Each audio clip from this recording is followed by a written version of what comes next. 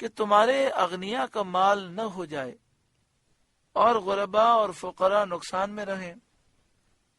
یعنی یہ تقسیم اس لیے بیان ہوئی تاکہ سارا مال مالداروں کو نہ مل جائے. ایسا نہ ہو کہ غربا اور فقراء نقصان میں رہیں.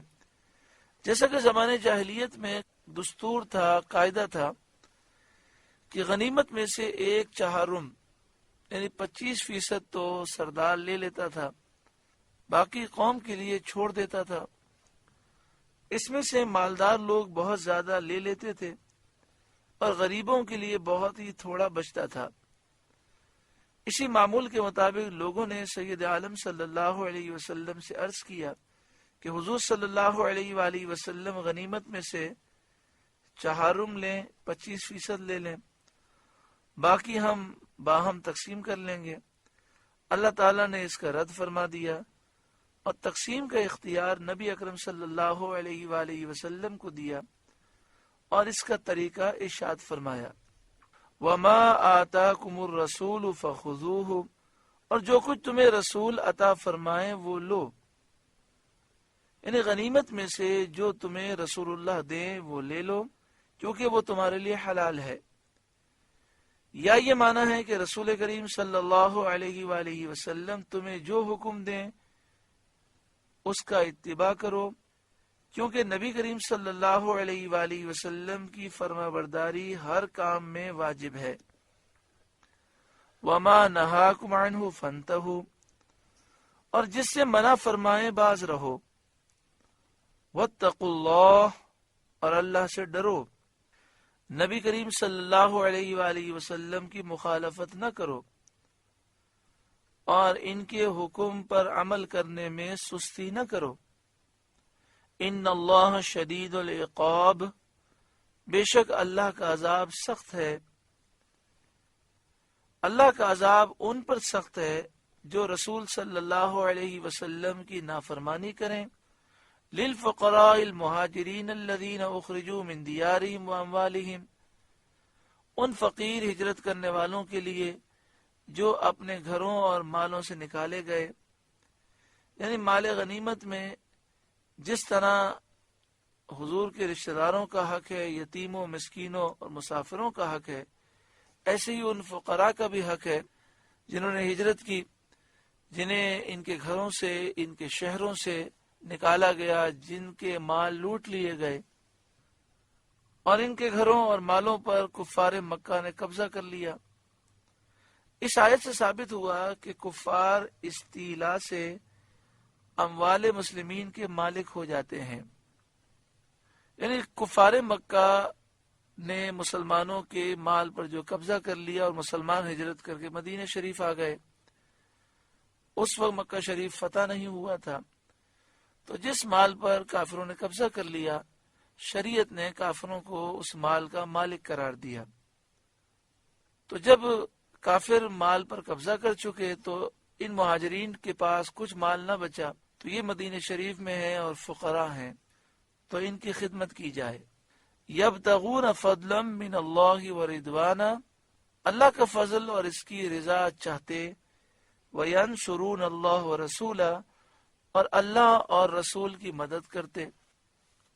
یعنی یہ لوگ اللہ کی راہ میں نکلے ہیں، دکھ انہوں نے برداشت کیے ہیں، مکہ شریف سے انہیں نکالا گیا، ان کے مالوں پر قبضہ ہو گیا، مگر ان مہاجرین کا حال یہ ہے کہ وہ اللہ کا فضل چاہتے ہیں، اس کی رضا چاہتے ہیں اور اللہ اور اس کے رسول کی مدد کرتے ہیں، یعنی دین اسلام کی مدد کرتے ہیں. اولئک هم الصادقون، وہی سچے ہیں، ایمان میں سچے ہیں، اخلاص میں سچے ہیں. حضرت قتادہ رضی اللہ تعالی عنہ نے فرمایا کہ ان مہاجرین نے گھر اور مال اور رشتہ دار اللہ تعالی اور رسول صلی اللہ علیہ وسلم کی محبت میں چھوڑے اور اسلام کو قبول کیا اور ان تمام شدتوں اور سختیوں کو گوارا کیا جو اسلام قبول کرنے کی وجہ سے انہیں پیش آئیں. ان کی حالتیں یہاں تک پہنچی کہ بھوک کی شدت سے پیٹ پر پتھر باندھتے تھے اور سردیوں میں کپڑا نہ ہونے کی وجہ سے گڑھوں میں اور غاروں میں گزارا کرتے تھے. حدیث شریف میں ہے کہ فقراء مہاجرین، جن مہاجرین نے ہجرت کی اور وہ غریب ہیں، ان کے متعلق فرمایا فقراء مہاجرین مالداروں سے 40 سال پہلے جنت میں جائیں گے۔ والذین تبوؤا الدار والایمان من قبلہم، اور جنہوں نے پہلے سے اس شہر اور ایمان میں گھر بنا لیا، یعنی مہاجرین سے پہلے یا ان کی ہجرت سے پہلے، بلکہ نبی کریم صلی اللہ علیہ وآلہ وسلم کی تشریف آوری سے پہلے مدینہ طیبہ میں اور ایمان میں انہوں نے گھر بنا لیا، یعنی انہوں نے مدینہ پاک کو وطن بنایا اور ایمان کو اپنا مستقر بنایا اور اسلام لائے۔ اور حضور صلی اللہ علیہ وآلہ وسلم کی تشریف آوری سے 2 سال پہلے ان لوگوں نے مسجدیں بنائی۔ ان کا حال یہ ہے کہ یحبون من ہاجر الیہم، دوست رکھتے ہیں، محبت رکھتے ہیں، دوست رکھتے ہیں انہیں جو ان کی طرف ہجرت کر کے گئے، یعنی جو ہجرت کر کے مہاجرین آئے، یہ مدینے والے ان سے پیار کرتے ہیں، محبت رکھتے ہیں، چنانچہ اپنے گھروں میں انہیں اتارتے ہیں، اپنے مالوں میں انہیں نصف کا، آدھے کا شریک کرتے ہیں۔ جب مہاجرین مدینہ شریف پہنچے تو نبی اکرم صلی اللہ علیہ وآلہ وسلم نے ایک مہاجر کو ایک انصاری کا بھائی قرار دیا۔ اس انصاری بھائی نے اپنی پوری آدھی جائیداد مہاجر کو دے دی۔ اگر گھر ہے تو آدھا گھر، باغ ہے تو آدھا باغ، گھر کا سامان ہے تو آدھا سامان مہاجر کو دے دیا۔ یہاں تک کہ اگر کسی انصاری کی 2 بیویاں تھیں تو اس نے نبی اکرم صلی اللہ علیہ وآلہ وسلم سے اجازت لے کر دونوں میں سے ایک کو طلاق دی۔ اس خاتون نے عدت گزاری اور اس کا نکاح مہاجر سے کر دیا۔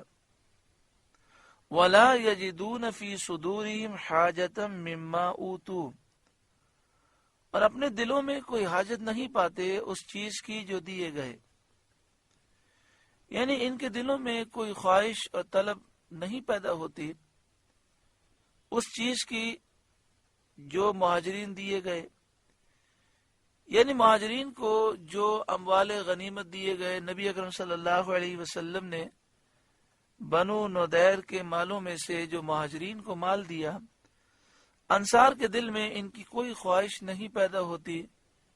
رشک تو کیا ہوتا، سید عالم صلی اللہ علیہ وسلم کی برکت نے انصار کے دل ایسے پاک کر دیے کہ انصار مہاجرین کے ساتھ یہ سلوک کرتے ہیں،